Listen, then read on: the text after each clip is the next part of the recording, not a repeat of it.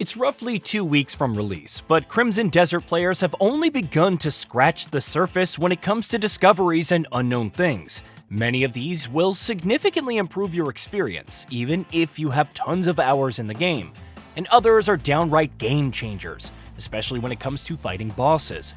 Without further ado, let's dive into them all, starting with one trick that significantly improves picking up multiple items. Seamless looting. One of my biggest annoyances while reviewing Crimson Desert was having to pick up multiple items. Looking at each and then pressing the button every time was a fate worse than death, especially after huge skirmishes. But you don't need to.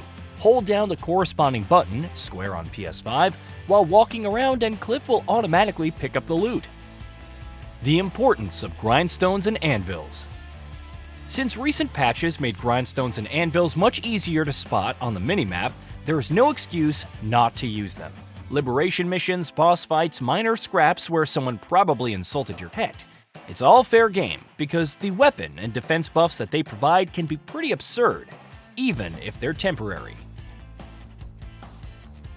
Turning slash to destroy archer towers.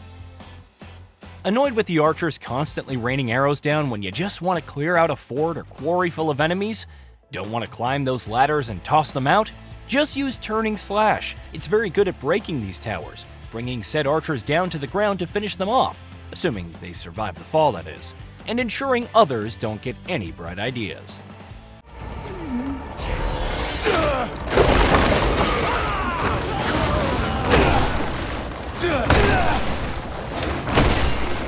Just getting started.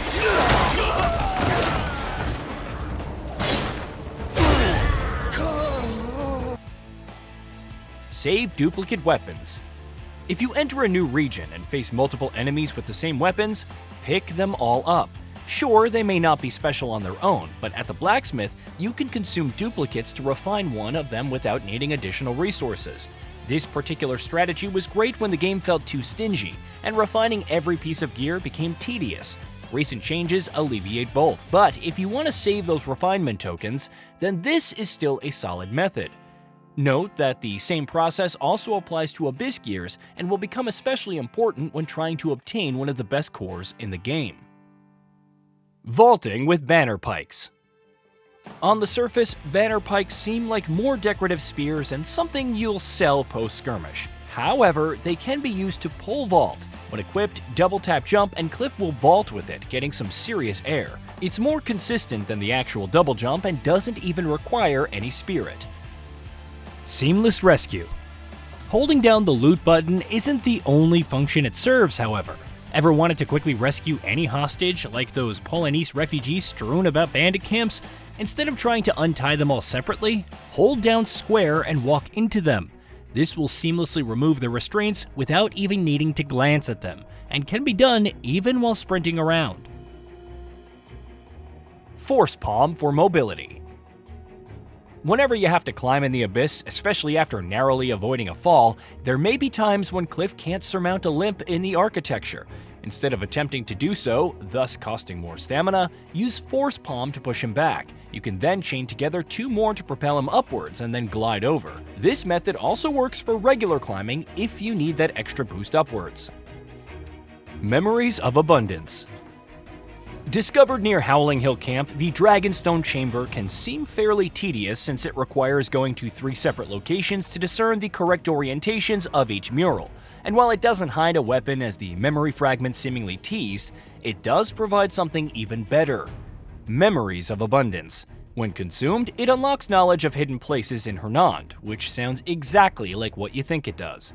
Now you can traipse through the region locating all the hidden goodies and powerful loot. Let there be light. Clearing out ground forces during the Sanctum cleansing quests for the witches is pretty easy. The only real annoyance is the magic wielders who float around and out of range of your weapon strikes. Instead of shooting them with arrows to bring them down, use blinding flash and focus light instead. It will immediately burn them out of existence. God, you better than that, friend!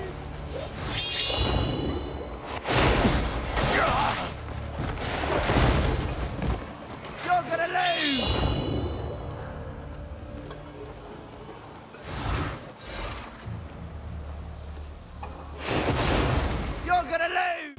Infinite Arrows. One of the best builds in the game currently is to equip infinite arrow cores to your bow, which grants a chance to not consume arrows and then spam explosive arrows to absolutely wreck bosses. While each core on its own has a percentage chance, you can stack multiple to hit 100% and effectively never run out. The downside is that the best way to get these is by using Abyss Gear Fusion at the Witches, with Tier 2s being the most desired result.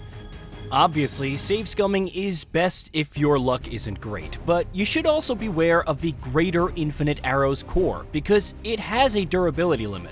Once broken, you need to farm it again, so stick to hitting 100% by rolling for other tiered Abyss Gears instead. Focus Flying. Focus serves many functions, from regenerating spirit to activating abilities like Nature's Snare for knocking back multiple enemies, even if you haven't ensnared multiple projectiles. However, it can also play a part while gliding. Activate Focus immediately after entering the gliding animation, and you'll find that Cliff kind of retains the same altitude throughout. It's pretty useful right after using Force Palm to propel him upwards, and though using Aerial Roll will cause him to move faster while slowly descending, you can hit Unleash for this crazy burst of speed at any time. Fast forward through conversations. While you can fast forward through cutscenes, there's no option to do so during dialogue exchanges. At least, none that are seemingly intended. If you activate Focus by pressing L3 and R3 on the DualSense, the conversation speeds up significantly, letting you avoid a healthy amount of yapping. Again, this only applies to dialogue exchanges and could be patched, but it is fantastic. Witch bandits. Those troublemakers in red, always causing trouble they are.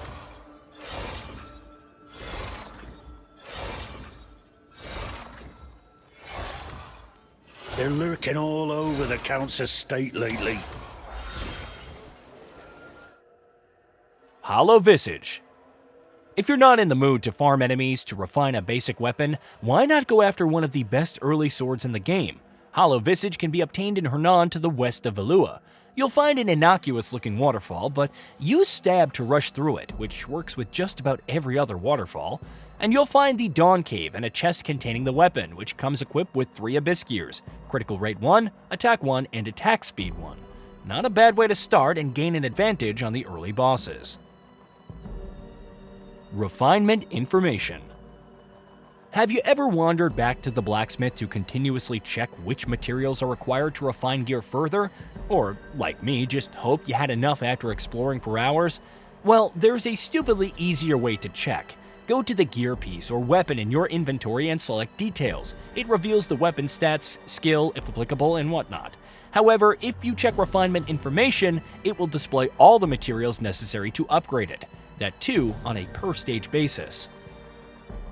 Cancel free sword missions anywhere. We've all seen that notification about our free swords returning from a mission and then restarting it. If only we cared enough to return to camp and tell them not to. But there's a much easier way, especially thanks to the new patch. Go to the Notifications tab in your journal and select a pop-up about the mission's completion/restarting.